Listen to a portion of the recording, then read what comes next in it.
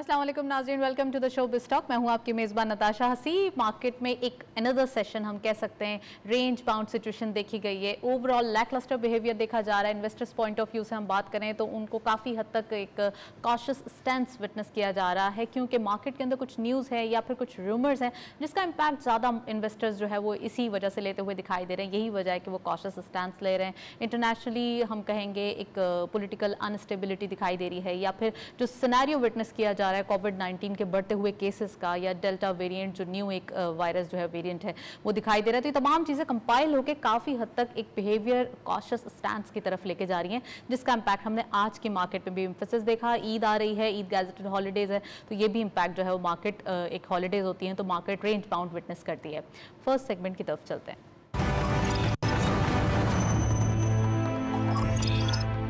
Let's have a look on daily highlights. आज की market की परफॉर्मेंस देखते चलते हैं। मार्केट स्टैटिस्टिक्स क्या रहा है?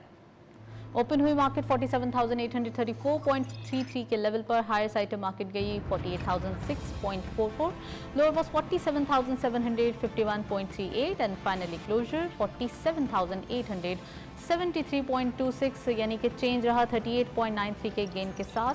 बहुत ही शॉर्ट स्पैन में आज मार्केट ने ट्रेड किया है। टर्नओवर में करंटली मार्केट ने 320.97 मिलियन शेयर्स ट्रेड किए हैं। कल के मुकाबले में यानी फ्राइडे के मुकाबले में डिक्लाइन नजर आता है 27.54 मिलियन शेयर्स का। वैल्यू रही 11.93 billion rupees and value wise भी हम देख रहे हैं काफ़ी ड्राई वॉल्यूम्स दिखाई दिए। वॉल्यूम लीडर्स में all script being in green territory. बाइको पेट्रोलियम इस लिस्ट को लीड कर रहे हैं 0.13 के इजाफे के साथ। 10.77 पे क्लोजर। 24.34 मिलियन शेयर्स ट्रेड किए गए। DNCCR 0.45 का इजाफा देखा गया, 0.73 पे क्लोजर रहा। 23.19 मिलियन शेयर्स ट्रेड किए गए एंड SNGP 3.67 का इजाफा देखा गया। 52.72 पे क्लोजर रहा। 18.52 का कारोबार रहा। ये था वॉल्यूम लीडर्स। मार्केट की करंट परफॉर्मेंस। बाइको पेट्रोलियम, SNGP, इनके बैकग्राउंड में कुछ न्यूज़ है जिसका इम्पैक्ट नजर आता है, लेकिन ओवरऑल हम देख रहे हैं एक पॉजिटिव स्टैंस नजर आ रहा है। अनकन्वेंशनल स्क्रिप्ट्स की पार्टिसिपेशन नजर आ रही है। ओवरऑल वॉल्यूम्स जो है वो बेहतर, अगर कुछ स्क्रिप्ट्स में देखें तो बेहतर नजर आ रहे हैं। नेक्स्ट सेगमेंट की तरफ चलते हैं।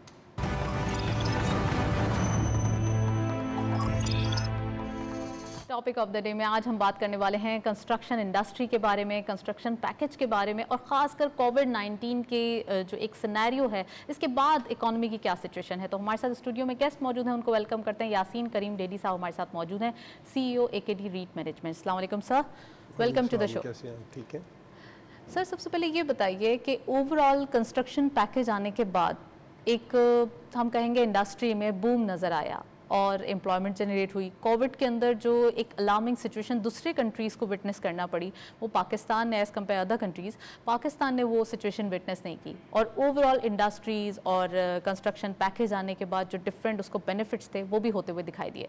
Your take on. देखिए, कंस्ट्रक्शन पैकेज के बाद हमारे यहाँ एम्प्लॉयमेंट जनरेट हुई। दूसरा है कि कोविड की वजह से ब्लेसिंग एंड डिस्गाइज हो गया कि हमारे पास पाकिस्तान के अंदर सबसे बेस्ट सिनेरियो ये हो गया कि जब हमारे पास ऑर्डर्स टेक्सटाइल वाले थे और जो एक्सपोर्ट ओरिएंटेड इंडस्ट्रीज़ थी उनके पास ऑर्डर्स इतने थे नहीं, एक्सपोर्ट हमारी कम थी।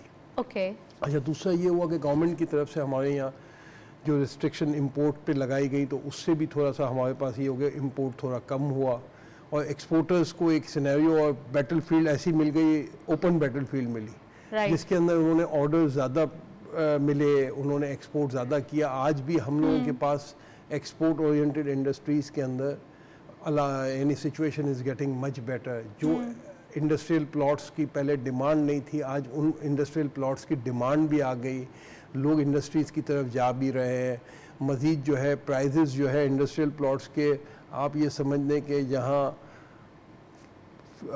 5 टाइम्स बढ़ गए, 4 टाइम्स भी बढ़ गए, तो ये नहीं है कि दिस इज अच्छा, ऐसा क्यों होता है? जब नीड ऑफ द आवर होती है तो यहाँ पे प्राइस बढ़ जाते हैं। अगर हम फूड की बात करें तो रमजान में ये देखा जाता है। अभी आपने कहा एक्सपोर्ट की बात हो रही है तो इंडस्ट्रियल लेवल पे ये देखा जा रहा है। ऐसा क्यों है सर, क्यों ऐसा होता है? असल में देखें 2-3 चीज़ें हमारे यहाँ। सबसे बड़ा प्रॉब्लम ये आता है कि हम लोग यहाँ इंडस्ट्रीज लगी हुई है ना, जैसे साइट एरिया है, तो हम लोग ये चाहते हैं कि हम सिर्फ साइट में ही लगा लें, लेकिन अभी ये है कि फिर इसी तरीके से लोगों की डिमांड ज़्यादा हो जाती है। अच्छा, दूसरा है कि इन्वेस्टर्स हम लोगों के यहाँ ज़्यादा हैं, तो वो सारे निकलते हैं इन्वेस्टमेंट के लिए, तो नेचुरली अब प्लॉट होल्डिंग जिनके पास है तो उनको चांस मिलता है, तो वो भी डिमांड जब आती है तो वो नेचुरली वो प्राइस इंक्रीज करके ही देंगे ना। क्योंकि काफ़ी अरसे से इंडस्ट्रियल प्लॉट्स की डिमांड नहीं थी। अब पिछले 3-4 सालों में तो ऐसी डिमांड हुई है कि इंडस्ट्रियल प्लॉट्स अब अवेलेबल है नहीं। जैसे नूरियाबाद भी बड़ा आपके, अगर आप उठाए स्पेसिफिक आप सिंध की बात कर रहे हैं, सिंध के अंदर नूरियाबाद भी बड़ा साइट एरिया तो इंक्रीज हुआ कोरंगी इंडस्ट्रियल एरिया भी गया। सुपर हाईवे साइड पे आपको ज़मीन नहीं मिलती है आजकल। इस तरीके से इसका मतलब ये है कि लोगों को नज़र आ रहा है कि इसके अंदर एक्सपोर्ट ओरिएंटेड इंडस्ट्रीज़ में जाना है। इसी तरह गवर्नमेंट ने भी लॉन्च की हैं, अभी धाबी जी इंडस्ट्रियल एरिया एक डेवलप कर रहे हैं ये लोग गवर्नमेंट, जहाँ पैकेजेस देंगे। इस तरीके से उन एरियाज़ के अंदर भी डिमांड हुई है। स्टील टाउन में आज जगह नहीं मिलती है। Port Qasim eastern zone, western zone, जहाँ प्लॉट्स वो थे, अब ये कि प्लॉट ऑक्यूपाई होते जा रहे हैं, लोग इंडस्ट्रीज़ की तरफ जा रहे हैं। तो ये अच्छी सिचुएशन है। जितनी इंडस्ट्रीज जाना चाहिए, जितनी लोग इंडस्ट्रीज की तरफ जाएंगे इतना आपका एम्प्लॉयमेंट जनरेट होगा। फिर एग्रो बेस्ड इंडस्ट्रीज आ रही हैं अब नई, वो अच्छा, एग्रो बेस्ड जो इंडस्ट्रीज आ रही हैं आपने जिक्र किया, तो मैं इसी का प्लीज क्वेश्चन करना चाहूँगी। Agro based industries value added industries की तरफ जा रही हैं या फिर वो डिफरेंट शुगर केन की तरह एक शुगर बना के दे देंगी या फिर वीट से वो आटा बना के दे देंगी, वो वाली इंडस्ट्रीज है? एग्रो बेस्ड वैल्यू एडेड की तरफ अलग आएंगे लोग, अलग हैं लोग, लगे हुए हैं इस वक्त, कर रहे हैं वो काम। लेकिन बेसिकली एग्रो बेस्ड इंडस्ट्रीज में भी हमारे पास बहुत शॉर्ट फॉल है ना, कि हमारे पास बहुत सी ऐसी चीज़ें हैं जो हम नहीं बना रहे, लोकल इंडस्ट्रीज। चलिए सर, इस पे मजीद बात करेंगे। अभी हम चलते हैं एक ब्रेक की जानिब। Stay tuned.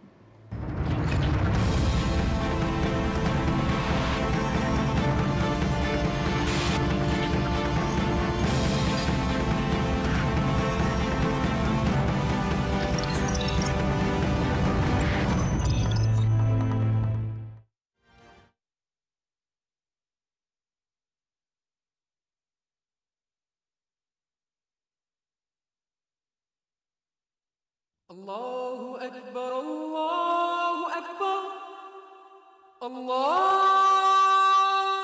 अकबर,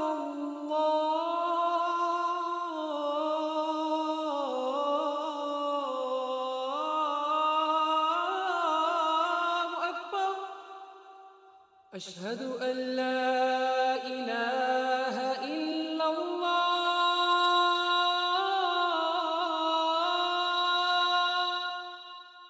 अशहदु अल्ला इलाहा इल्लल्लाह, अशहदु अन्ना मुहम्मदर रसूलुल्लाह,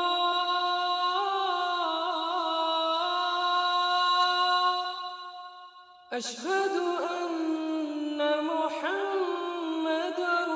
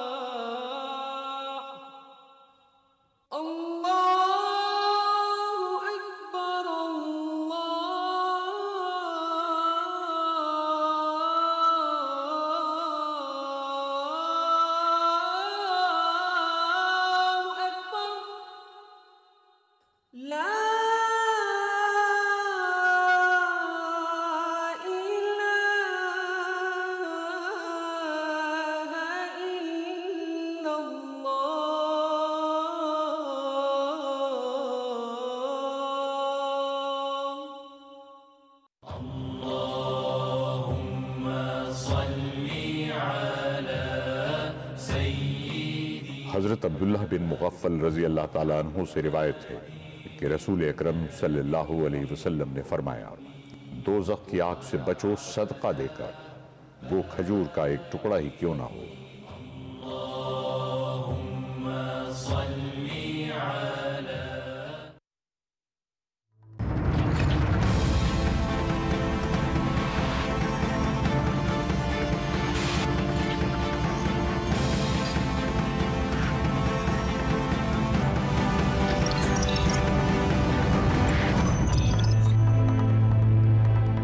वेलकम बैक नाजरीन। ब्रेक से पहले हम बात कर रहे थे इकोनॉमी के बारे में, इंडस्ट्रीज़ के बारे में।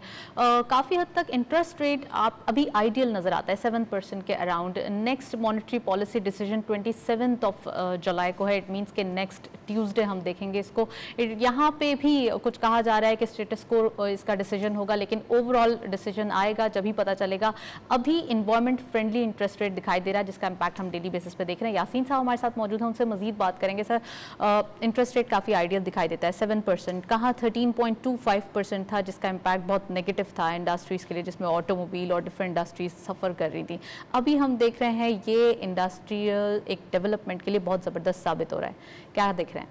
यही तो सिनेरियो है ना, जिस वजह से लोग इंटरेस्टेड हैं इंडस्ट्रीज लगाने में, क्योंकि गवर्नमेंट प्रमोट कर रही है कि लोग इंडस्ट्रीज लगाएं, लोग इसकी तरफ आए। राइट। जहाँ पावर सेक्टर भी है तो जैसे पावर के ऊपर भी लोग काम कर रहे हैं, गवर्नमेंट चाह रही है कि पावर के अंदर भी लोग काम करें। इस तरीके से इंडस्ट्रीज के अंदर भी अगर लो इंटरेस्ट रेट होगा तो नेचुरली हर आदमी जो है वो कोशिश कर रहा है कि मैं डेवलप करके एक छोटी इंडस्ट्री या जो जैसे मीडियम इंडस्ट्रीज़ की तरफ भी जा रहे हैं, हाई एंड पे भी जा रहे हैं। तो लोग इस वक्त सबसे ज़्यादा कोशिश में ही हैं कि ऐसे यूनिट्स इस्टेब्लिश किए जाएं और ऐसे यूनिट्स को प्रमोट किया जाए। बहुत से लोग बैलेंसिंग एंड मॉडर्नाइजेशन में जा रहे हैं, जो नई मशीनरीज मंगवा रहे हैं। तो यानी अब देखा जा रहा है कि लोग डे बाई डे एक्सपेंशन में हैं। तो ये एक गवर्नमेंट के लिए भी अच्छा सिनेरियो है। अच्छा, ये जब आप इंटरेस्ट रेट कम करेंगे तो बेसिकली जब ये मशीनरीज आएंगी तो उससे भी एम्प्लॉयमेंट जनरेट होगी। तो जब एम्प्लॉयमेंट जनरेट होगी तो जो लोग बेरोजगार हैं उनको रोजगार मिलेगा। अच्छा, उनको पैसे अच्छे मिलेंगे, और जब अच्छे पैसे मिलेंगे तो नेचुरली इस तरीके से एक ये पैसा मार्केट में ही रोल होगा। आप देखें तो अभी देखें टेक्सटाइल के अलावा भी एग्रीकल्चर सेक्टर के अंदर भी इस दफ़ा गंदम के रेट्स भी लोगों को अच्छे मिले। तो गंदम में जो फार्मर हैं वो रिकॉर्ड भी हुआ। अच्छा, दूसरा ये कि आप देखें लाइव स्टॉक के अंदर, तो live stock is also gone up. अगर आप पहले एक लाइव स्टॉक को लेते थे, आज उसका प्राइस देखें तो it is more than 3 times. Bakrid का सीजन है, कैसे देख रहे हैं? सीजन के अलावा भी एक्सपोर्ट बहुत है। अच्छा, हमारा जो बैंक जो डॉलर रेट्स के हिसाब से भी हालांकि नीचे आया डॉलर, इसके बावजूद भी एक्सपोर्ट आपका बहुत सर कहाँ नीचे आया? 160 के अराउंड तो ऑब्वियसली नजर आ रहा है। तो ये तो हाई प्राइस ही हुए ना, काफी ऊपर चला गया था ना, 168 को टच किया था, अभी भी 160 है। तो इट मींस के यहाँ पर इतना ज्यादा कोई फर्क नहीं आएगा। इससे एक्सपोर्ट कम होनी चाहिए थी ना, लेकिन फिर भी एक्सपोर्ट ज्यादा हुई आपकी स्लॉटर लाइव स्टॉक की। राइट। तो लाइव स्टॉक की स्लॉटरिंग ज्यादा होने की वजह भी है ना। देखिए, अच्छा, दूसरा क्या है कि एक इसके हमारा ड्रॉबैक था कि हमारे जो मेल फीमेल का जो काउज वगैरह थी वो पहले कट रही थी। अब उसके ऊपर भी रिस्ट्रिक्शंस गवर्नमेंट को लगाना चाहिए कि एक्सपोर्ट के अंदर इनको सख्ती से मना करना चाहिए, क्योंकि फिर हम लोगों के पास फिर इसके बाद वो रहेगा नहीं ना, रिप्रोडक्शन नहीं रहेगी। तो दैट्स द सिनेरियो। बाकी है कि सब ये जितने आपके बॉक्स फिक्स करना पड़ते हैं हर फील्ड के अंदर, इन स्लॉटर हाउस हैं जितने, ये बहुत इनके हाई प्रॉफिट्स हैं। आप इनके स्टॉक्स के रेट देखें, इनके प्रॉफिट्स देखें, इनके मार्जिन देखें। इन्होंने अच्छा टच किया हुआ है स्टॉक मार्केट में। मीट वन भी है आपके, दूसरे अलशहीर कॉर्पोरेशन, सर नाम नहीं ले सकते, राइट, सॉरी। तो इस तरीके से ऐसे बहुत सी कंपनीज आई हुई हैं, तो और भी मजीद कंपनी आती जा रही हैं। अब दूसरा ये कि बाहर से भी लोग इंटरेस्टेड हैं आपके यहाँ। तो यूँ पाकिस्तान में एक्सपोर्ट ओरिएंटेड इंडस्ट्रीज के ऊपर काफी जहाँ एक्सपर्टीज है वहाँ काम करने की आपने कहा कि जरूरत है। जैसे डेयरी प्रोडक्ट्स में हम बहुत ज्यादा आगे हैं, में हम बहुत अच्छे भी हो गए। हमारे पास डेयरी है पाकिस्तान में, कराची के अंदर एक है, नाम नहीं ले सकते, एग्जैक्टली, ठीक है, तो वो अच्छा परफॉर्म कर रहा है। पंजाब के अंदर अलग है, तो आपके पास बेस्ट क्वालिटी मिल्क भी मिल रहा है, चीज़ भी आपके पास आ गया है। अभी भी चीज़ के अंदर आपके पास गैप है। चलें सर, वो फिर अब एक अलग डिबेट है, क्योंकि हम क्वालिटी को मेंटेन नहीं कर पाते और क्वालिटी मीट नहीं कर पाते, जैसे कि हमारे पास इंपोर्टेड थिंग्स होती हैं। तो ये थोड़ा सा एक अलग डिबेट हो जाएगी। मैं चाहूँगी आप कंस्ट्रक्शन के ऊपर एक कमेंट करें।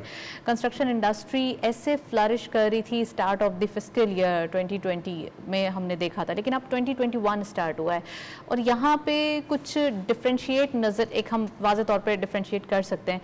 कैसे देख रहे हैं सर, क्या लूप होल है जिसका इम्पैक्ट ज़्यादा कंस्ट्रक्शन इंडस्ट्री पे इस फिस्कल ईयर में आ रहा है, जो कि प्रीवियसली हमने देखा था बहुत ज़बरदस्त रिजल्ट्स आ रहे थे?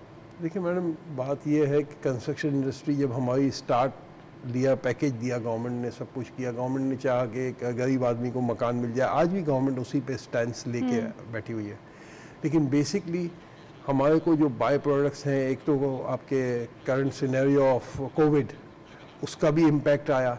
स्टील कॉस्ट जो है ना, जो उस वक्त 100,000 थी या 105,000 थी, वो आज जाके टच करी 161,000, अब 50,000 अ टन।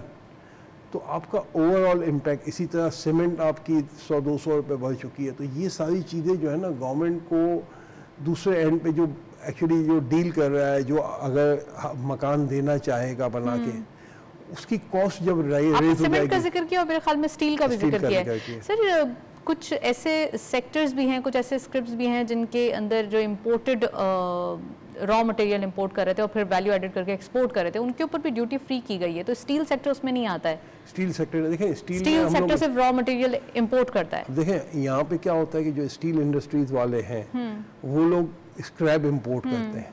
अच्छा, उसके ऊपर स्क्रैप के ऊपर मैं जहाँ तक समझता हूँ, उसके ऊपर जो रेगुलेटरी ड्यूटीज़ वगैरह होती हैं, वो अराउंड अबाउट 45 to 50% ड्यूटीज़ बन जाती हैं उनकी। ओके।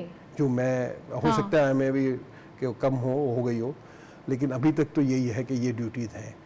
अब बेसिकली वो ड्यूटीज़ थोड़ी बहुत अगर रिलीफ की जाए, अब वो रिलीफ करेंगे तो गवर्नमेंट का अपना जो इनको मिलना है वो भी टैक्स लेवल वो, अब ये थोड़ी चीज़ें हैं जो गवर्नमेंट को एक पॉइंट पे डिसाइड करना। अच्छा, दूसरी चीज़ क्या है कि साथ साथ, अच्छा ये सारी चीज़ें आपने गवर्नमेंट को आप बार बार बोल रहे हैं, तो मैं ये पूछना चाहूँगी कि ये जो स्टील सेक्टर या स्टील इंडस्ट्री है प्रॉपरली, इसमें भी कुछ लूप होल्स दिखाई देते हैं। कहीं सस्ता मिल रहा है, जिनका ब्रांड है उनका ब्रांड के साथ वो चीज़ महंगी हो जाती है। तो ये कोई सिनेरियो है या इसके अलावा? ऐसा कुछ नहीं है। हमें स्टील जो सस्ता मिल रहा है वो ईरान का मिल रहा है।